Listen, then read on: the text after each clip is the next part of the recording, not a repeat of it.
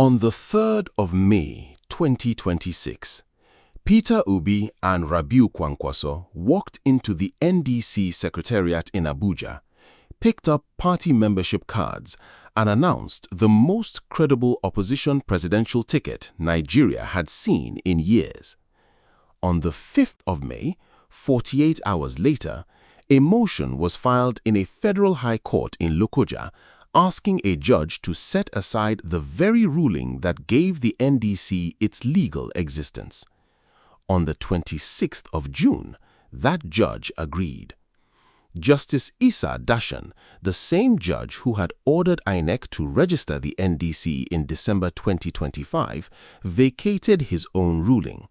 He said a party called the Peace Movement Party should have been heard before the original judgment. Because it wasn't, the judgment was constitutionally defective. Everything INEC had done in compliance, the certificate of registration, the party's inclusion in INEC's records, every appearance on any ballot paper, was declared reversed. A presidential ticket with a combined 7.6 million votes from 2023 rests on a stay of execution application before the Court of Appeal, not on voter support, not on campaign strength, on a procedural doctrine about who was in a courtroom in Lokoja 8 months ago.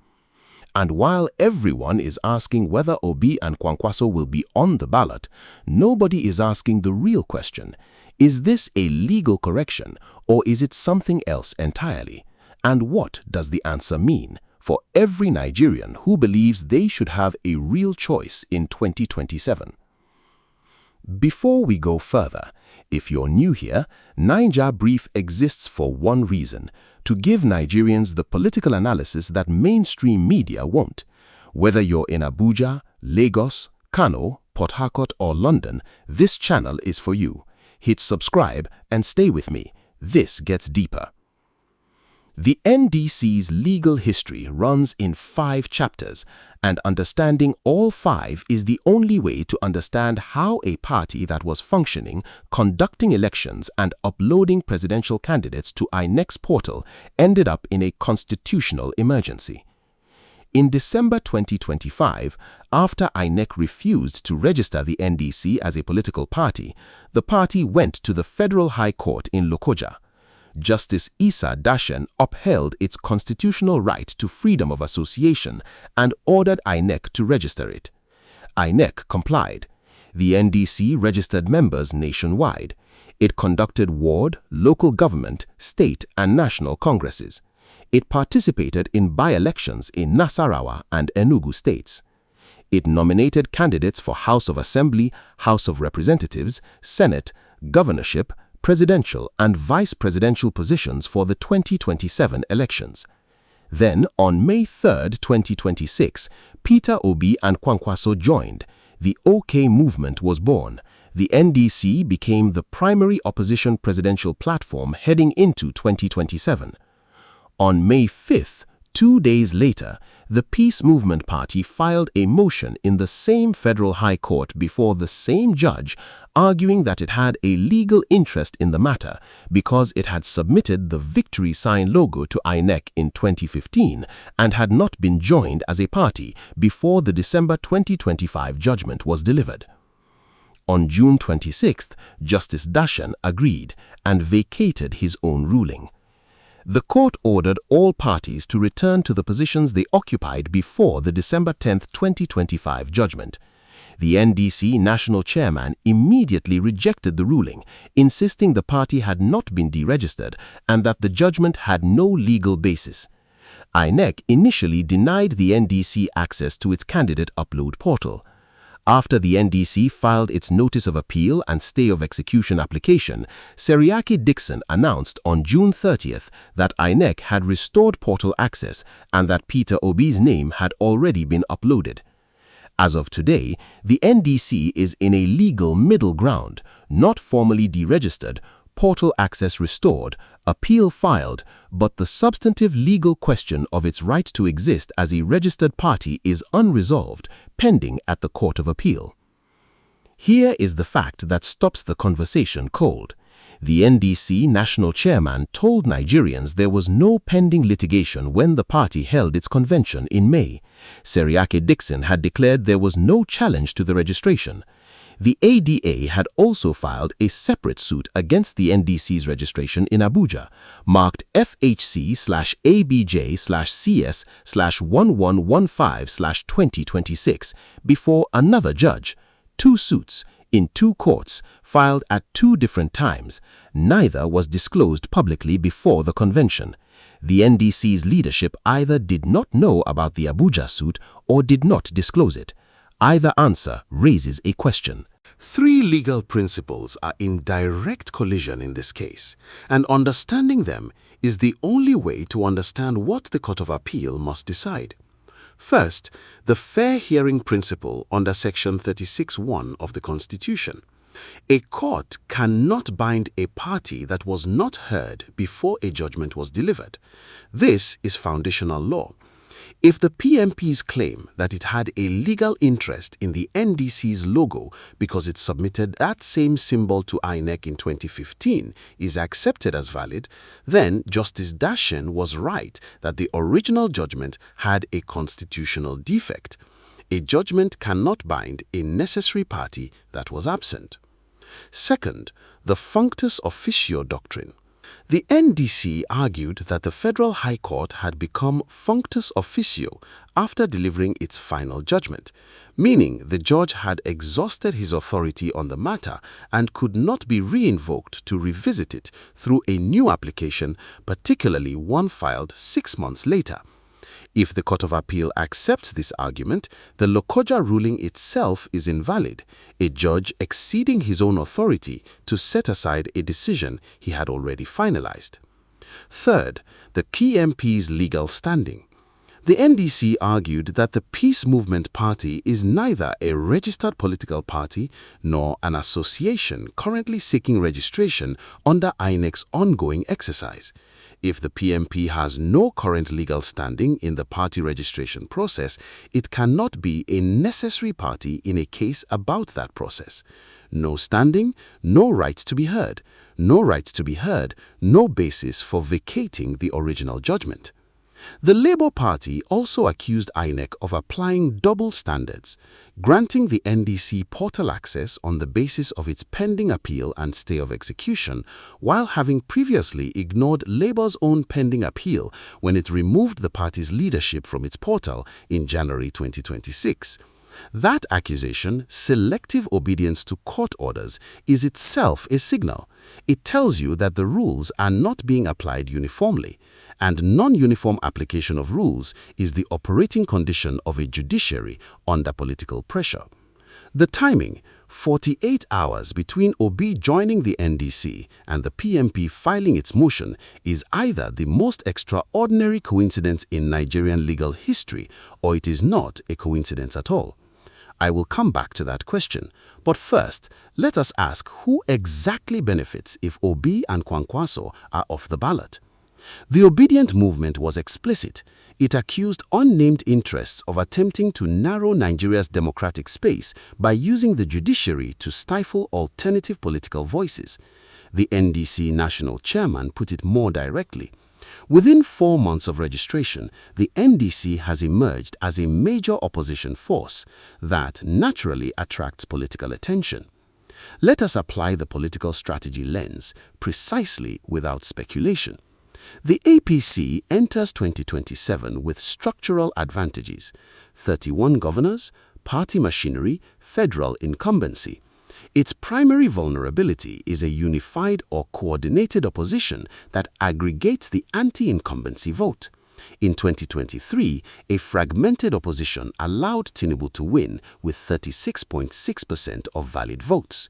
The NDC's emergence, combining Obi's 6.1 million 2023 votes with Kwankwaso's Kano base, was the first credible attempt to close that fragmentation. A presidential race without Obi and Kwankwaso on the ballot is mathematically a different race. The opposition's protest vote has no single aggregation point. The APC's winning margin expands. That is not a conspiracy theory. That is arithmetic. A political analyst observed that recent court judgments ordering deregistration of political parties and deciding disputes involving opposition parties are unlikely to disrupt preparations for the 2027 general elections, but may strengthen the ruling All Progressives Congress. The silent stakeholders, the 6.1 million Nigerians who voted Obi in 2023 and whose political vehicle has passed through 5 party changes in 6 years. Their continued engagement with the electoral process depends on having a viable platform on election day. If that platform is removed through a court procedure filed 2 days after they chose it, their next rational move is not to vote differently. It is to stop voting altogether.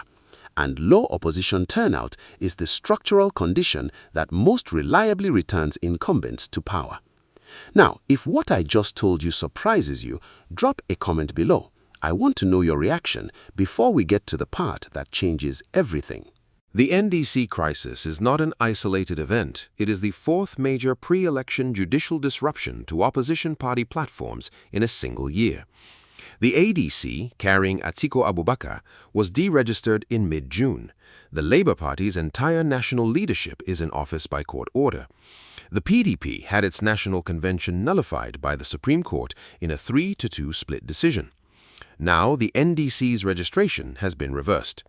Every major opposition presidential platform is under active legal challenge. The APC is not. The NDC accused unnamed interests of attempting to narrow Nigeria's democratic space and stifle opposition voices. The PDP described the court order as a setback for democracy and said it would further constrict the democratic space in Nigeria. The precedent danger is specific. If a party's registration, confirmed by a court order, ratified by INEC, functioning through multiple electoral cycles, can be vacated 6 months later on a motion by an unregistered association claiming logo ownership, then no opposition party's legal existence is secure. The tool that removed the NDC today can be deployed against any platform at any moment before any election. That is not a stable democratic environment. It is a pre-election instrument of political control dressed in procedural language. For ordinary Nigerians, particularly the young voter in Owerri who registered for the first time in 2023, the trader in Kano who has followed Kwankwaso's movement for a decade, the civil servant in Port Harcourt who voted obedient, the message of this crisis is, your choice of platform is provisional. It lasts only until a court agrees to hear from someone who claims an interest in its logo. The strongest argument for Justice Dashen's ruling, steelmanned honestly. Fair hearing is not a procedural technicality, it is a constitutional right enshrined in Section 36(1). If the PMP genuinely had a legal interest in the logo the NDC used to obtain its registration, if its 2015 logo submission created a subsisting claim, then any judgment that affected that interest without hearing the PMP was constitutionally defective. Courts do not have the option to ignore constitutional violations because the affected party's complaint is inconvenient to political schedules. The judge did what the Constitution required. Where this argument fails, precisely, the NDC pointed out that the Peace Movement Party is not a registered political party and is not an association currently seeking registration under the INEC's ongoing exercise. A party with no current legal standing in the registration process cannot claim it was a necessary party to a registration dispute. Necessary party status requires a direct, current, legally recognized interest, not a historical logo submission from 2015 under a registration process that was denied and abandoned. The NDC's national chairman called the ruling one of the most unfortunate judicial decisions we have seen and said it had no legal basis. 3 independent senior legal analysts have identified the functus officio violation as the ruling's most legally indefensible aspect, a trial court re-invoking its own authority over a final judgment at the request of an entity with questionable standing, months after the parties had rearranged their affairs in reliance on that judgment. Common misconceptions corrected. The NDC has been deregistered. Incorrect. The court vacated the registration order. The NDC national chairman was explicit. The party has not been deregistered, and the ruling does not amount to deregistration. INEC has restored portal access. Obi's name is uploaded. Obi and Kwankwaso will definitely not be on the ballot. Incorrect. The Obedient movement said directly, "We don't have any doubts that Obi and Kwankwaso will be on the ballot. The appeal and stay of execution are filed. If the Court of Appeal grants the stay, the NDC's registration is legally preserved pending full appeal hearing." This is the same thing that happened to the LP in 2023. Incorrect. The LP's crisis was an internal leadership dispute between competing factions. The NDC's crisis is an external challenge to the party's legal existence, filed by an entity that is not a registered political party, in the same court that created the existence being challenged. An NDC House of Representatives aspirant named it plainly on a press conference. Obi was in the Labour Party, problem came. He left Labour, the party became peaceful. Obi entered the ADC, another problem. Obi left the ADC and the problem left. He joined the NDC and the same problem resurfaced. That observation, delivered without legal argument, without political positioning, is the most accurate single description of a pattern that has followed Obi Peter across 5 political parties in 6 years. Whatever you conclude about the cause, the pattern itself is documented, sequential, and begins 2 days after Obi joins a new platform. 3 specific signals to watch, and what each one means. Signal 1. The Court of Appeal's stay of execution decision. This is the immediate inflection point. The NDC has filed its appeal and stay of execution application at the Court of Appeal in Lokoja. Peter Obi's name and Seriake Dixon's names have already been uploaded to the INEC portal. The ADC precedent, where the Court of Appeal granted a stay within 1 day of a deregistration order, is the strongest indicator of how quickly this court can act. If the stay is granted before July 11th, the NDC's presidential and National Assembly candidates are preserved. Watch for the Court of Appeal's scheduling order. That order, not any political statement, is the signal that matters. Signal 2. INEC's compliance consistency. The Labour Party has publicly accused INEC of selective obedience, granting NDC portal access on its pending appeal basis while having removed LP's leadership from the portal despite LP's own pending appeal in January. Watch whether INEC treats all parties with pending appeals consistently in the July 11th to July 17th submission windows. Inconsistent compliance is both a legal vulnerability and a political signal about INEC's institutional independence. Signal 3. The Blessing Fubara NDC candidacy. Rivers State NDC governorship aspirant Blessing Fubara confirmed this week she is running for governor under the NDC banner, insisting the party will participate in the 2027 governorship election despite the court judgment. Watch whether that candidacy survives the July 17th submission deadline. If it does, it confirms the NDC is operational at every tier of government, not just the presidential level, which strengthens the party's claim that its registration remains valid in practice. I asked whether the 48-hour gap between Obi joining the NDC and the PMP filing its motion was a coincidence. Here is what the evidence confirms and what it does not. What it confirms: the motion was filed on May 5th. Obi joined on May 3rd. Both facts are documented and dated. The PMP made no public move against the NDC for the 5 months between the December 2025 registration order and May 5th, the 5 months during which the NDC built national structures, conducted congresses, and participated in INEC activities without legal challenge. What the Court of Appeal will determine: whether Justice Dashen had the authority to vacate his own final judgment at all, and if not, the Lokoja ruling falls, regardless of the timing question. The NDC crisis is a test, not of Obi's resilience, not of Kwankwaso's political judgment, of something more fundamental: whether Nigerian democracy can protect the right of its citizens to choose between real alternatives, or whether that choice can be removed before a single vote is cast by a court procedure that most voters will never understand and have no mechanism to challenge. That question will be answered by the Court of Appeal in Lokoja. Watch the court, not the politics. If this analysis gave you clarity, share it with one person who needs to understand what is really happening in Nigeria. Like, subscribe, and I will see you in the next one.